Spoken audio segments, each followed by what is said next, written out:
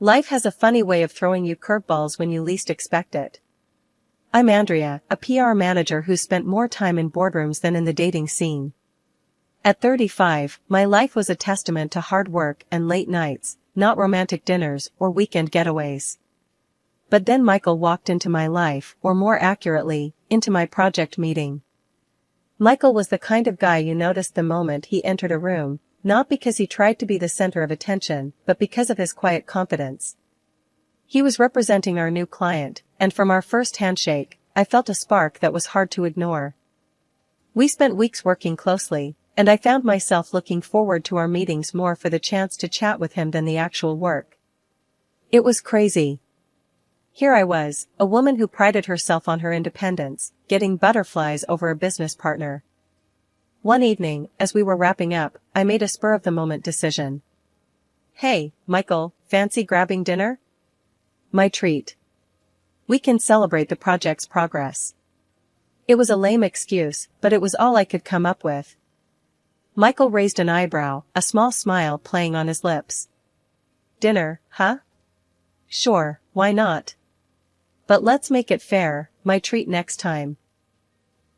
Dinner was a mix of work talk and personal stories. It was easy, comfortable. As the night drew to a close, I knew I didn't want this to be just another work dinner.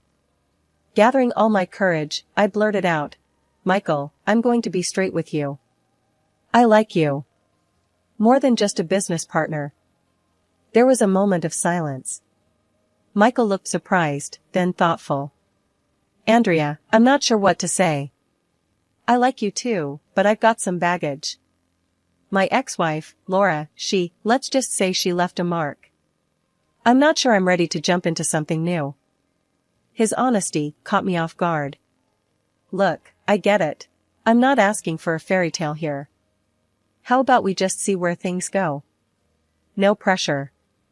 Michael nodded. "All right, Andrea. Let's take it slow." That dinner marked the beginning of something special. We continued to meet, first under the guise of work, then openly as something more. It was refreshing, being with someone who understood the demands of a career yet made time for the little moments. One evening, as we were walking back to our cars after a spontaneous movie date, Michael stopped and looked at me. "Andrea, these past few months have been amazing. I didn't think I could feel this way again after Laura. I want this, us." I smiled, feeling a warmth spread through me. "Me too, Michael. I'm all in." Building a life with Michael felt like we were laying bricks for a foundation that was meant to last. After the initial awkwardness of transitioning from work partners to life partners, we found our rhythm. We moved into my place, a cozy 2-bedroom house that now felt more like a home with Michael's stuff scattered around. One lazy Sunday morning, as we sat with our coffees in the living room, Michael looked around and let out a content sigh. "You know, Andrea, I never thought I'd feel at home so quickly anywhere after, well, you know." I grinned, nudging him with my foot. "Yeah, I know. But hey, look at us now. Making a home out of a house filled with nothing but work files and takeout menus." He chuckled, picking up a stray sock from the floor. "Speaking of which, we really need to work on our domestic skills. I can't even remember the last time we cooked." "Hey, speak for yourself." "I make a mean cereal," I shot back, laughing. It wasn't all smooth sailing, though. Balancing our demanding jobs with our personal life was a juggling act.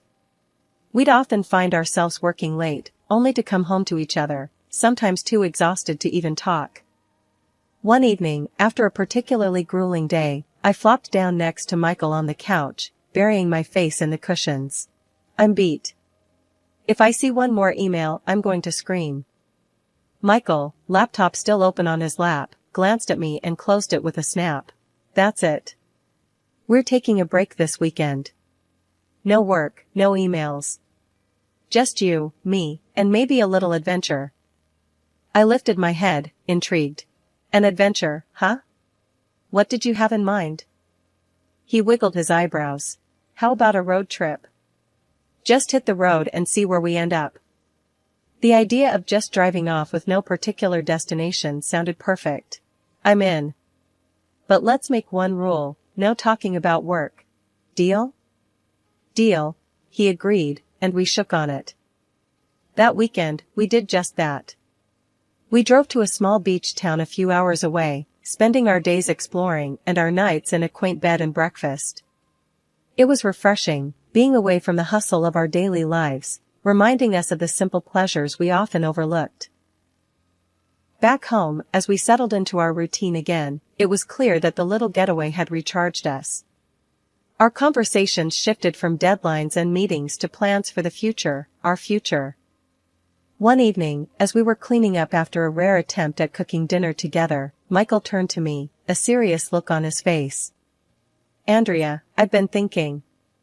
We've been doing great, you know, building a life together. I want to make it official. I froze, a soapy dish in hand. Official? You mean, like? Yeah, like marriage. I want you to be my wife, Andrea. I know it's sudden, but I've never been sure about anything. The dish almost slipped from my hands. Michael, are you serious? As a heart attack, he said, his eyes locking with mine. I put the dish down, water and soap suds forgotten, and walked over to him. Yes, I'll marry you. Life with Michael was like a dream until Laura, his ex-wife, decided she wasn't done with him yet. At first, her calls were rare, a nuisance we brushed off. But then, they picked up frequency, each one more demanding than the last. One evening, while Michael and I were trying to enjoy a quiet night in, his phone rang. The caller ID flashed Laura's name, and he sighed heavily before answering. Laura, what is it now? I could only hear his side of the conversation, but his furrowed brow told me it was the same old song and dance. After he hung up, he tossed his phone on the couch, frustration written all over his face. She needs help moving some stuff this weekend. Can you believe that? I frowned, my patience wearing thin. Michael, why does she always turn to you for help? She's got friends, hasn't she? He shrugged, a helpless look in his eyes. I don't know, Andrea. I guess old habits die hard? This wasn't just about old habits, though. Laura's calls became more personal, and she even started reaching out to me, offering unsolicited advice on how to keep Michael happy. The first time she called, I was taken aback. Andrea, it's Laura. I just thought I'd give you a heads up. Michael loves his steak medium rare, not medium. And he hates peas. Thought you should know. I was seething, but I kept my cool. Thanks, Laura. I'll keep that in mind, I said through gritted teeth, before hanging up. It was clear Laura was playing games, trying to wedge herself between us. Her audacity peaked when she started inviting Michael over for dinner, for old time's sake. That was the last straw for me. One night, after another one of Laura's invitations, I confronted Michael. This has to stop, Michael. It's us now, not you and her. Why can't she respect that? Michael ran his hands through his hair, looking exhausted. I know. It's just, complicated. Complicated? What's so complicated about telling your ex-wife to back off? He didn't have an answer, and the silence between us grew heavy. It was clear we needed to address the Laura situation head-on if we were going to move forward. The next time Laura called, I answered Michael's phone. Laura, listen.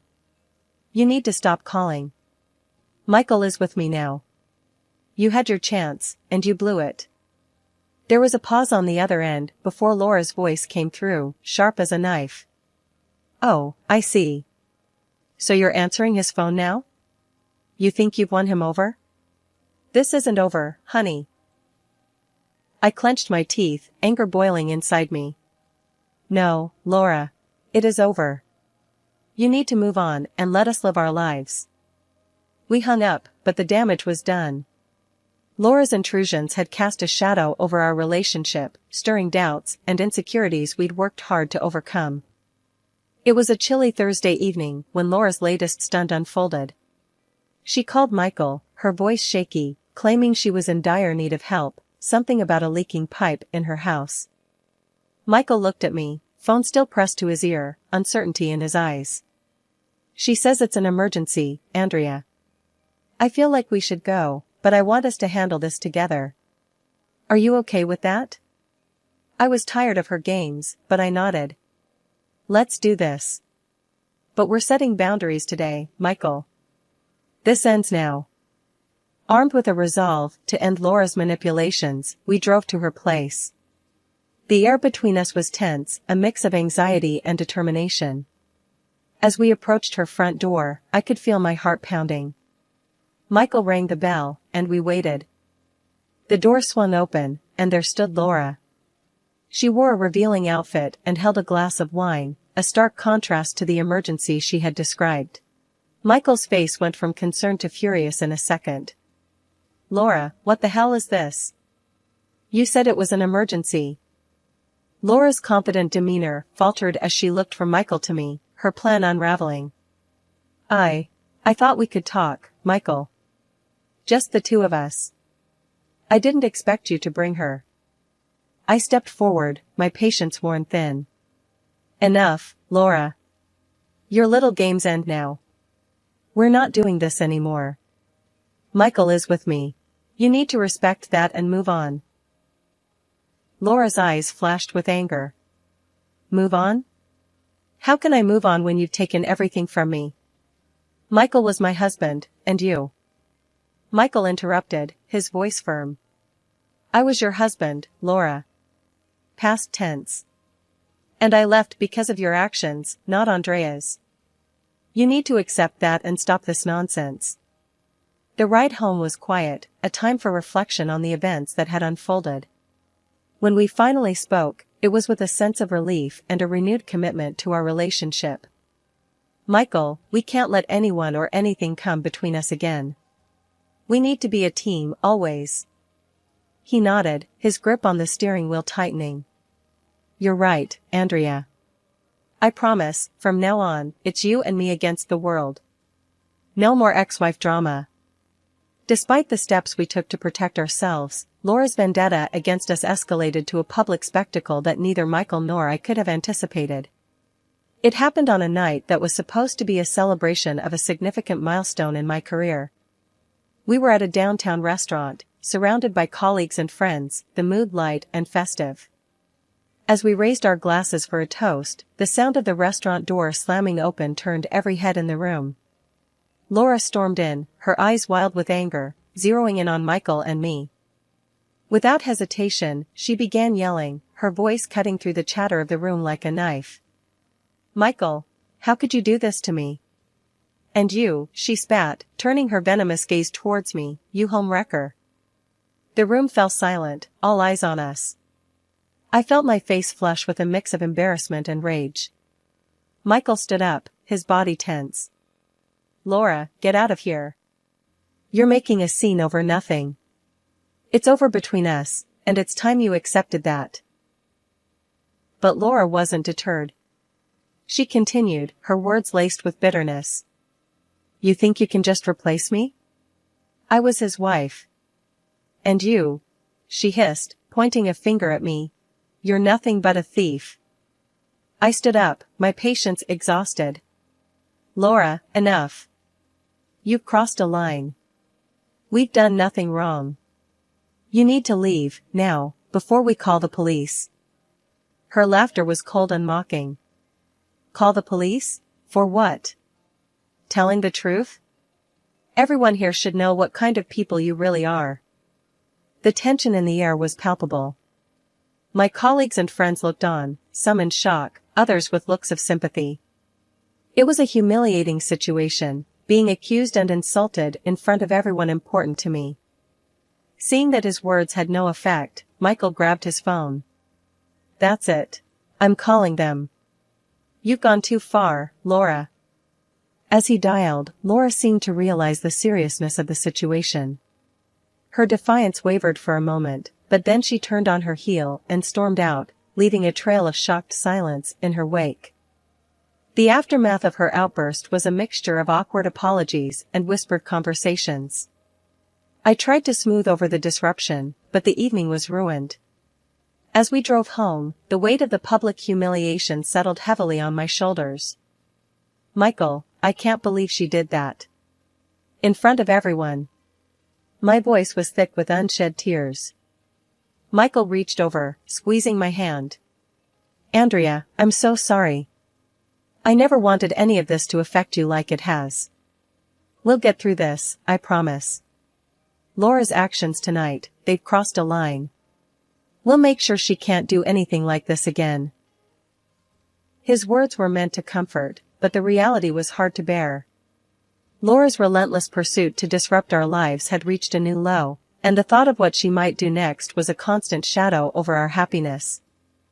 After the confrontation with Laura, Michael and I thought we had finally put an end to her meddling.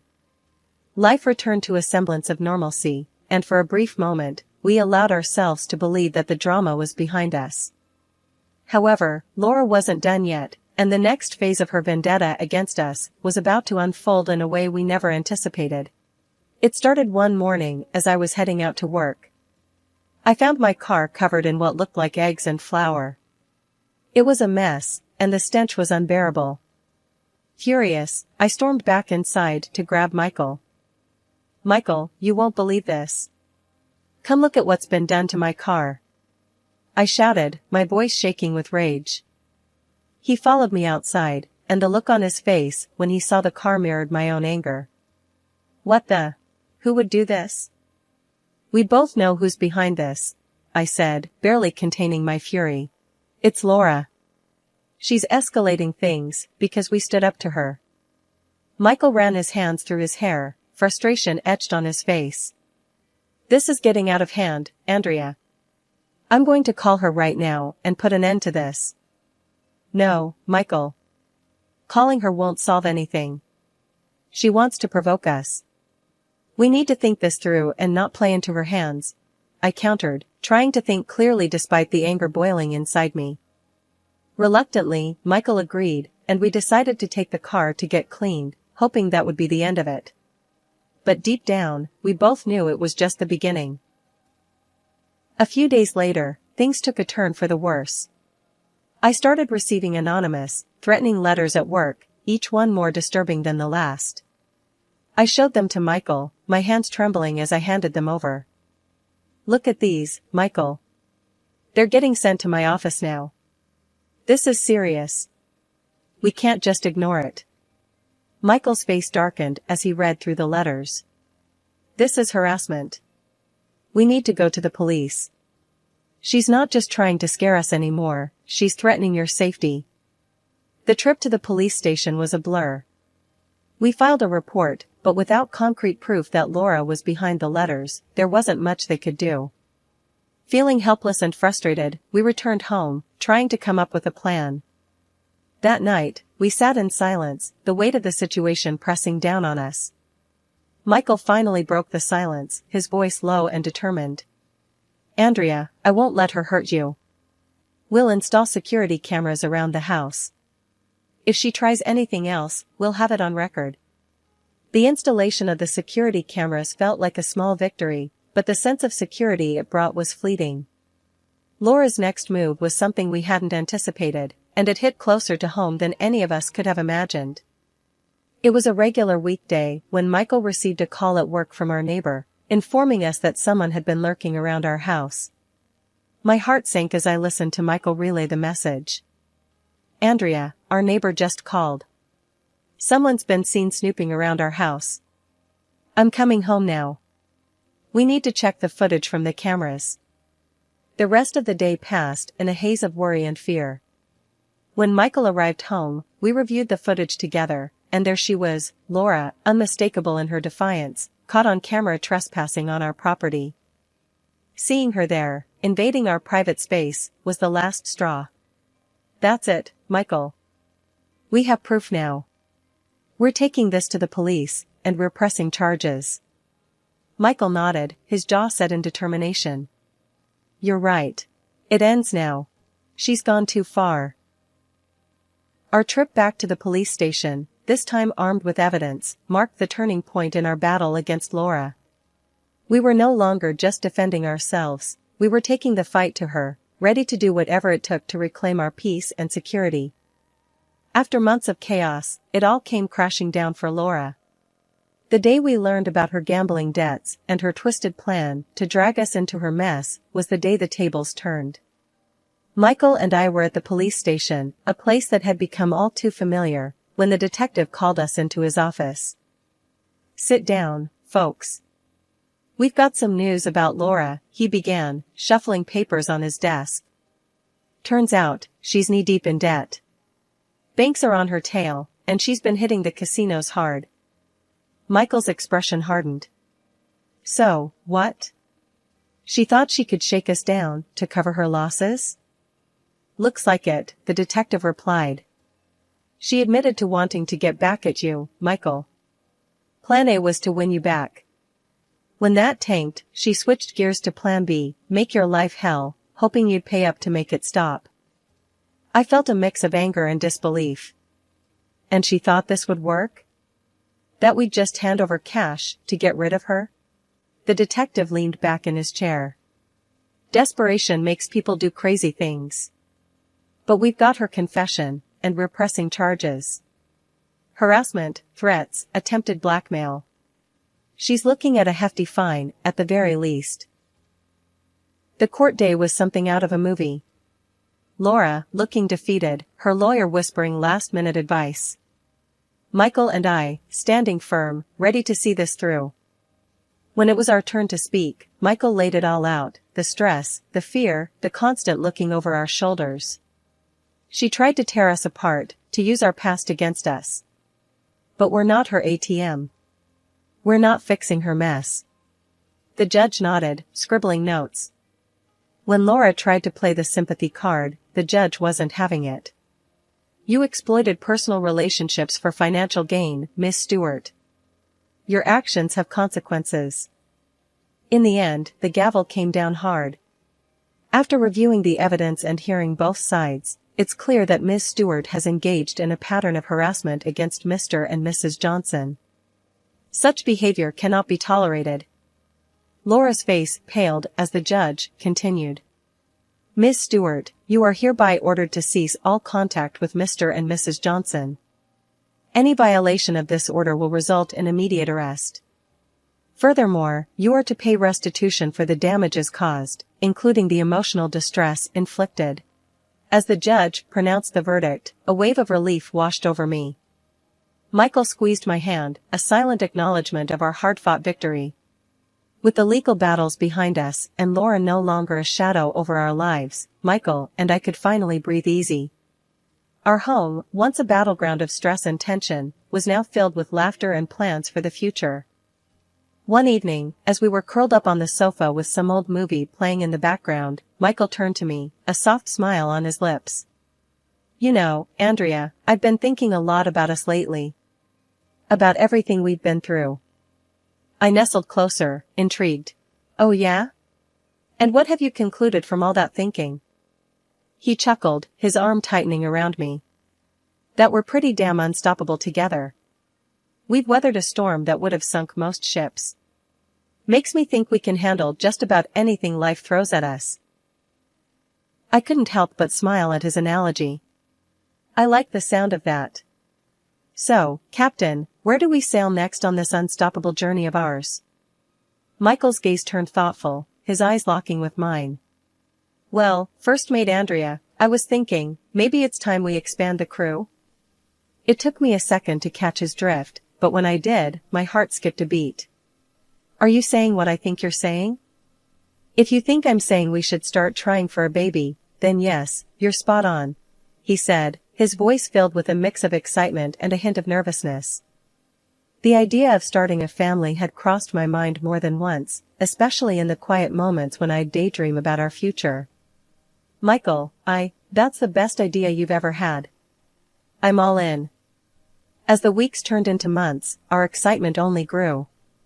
We started preparing in earnest, turning one of the spare rooms into a nursery, reading every parenting book we could get our hands on, and imagining our lives with a little one in tow. One day, as I was painting a mural on the nursery wall, Michael came in, a mock stern look on his face. I leave you alone for 1 hour, and you turn into Picasso. Should I be worried?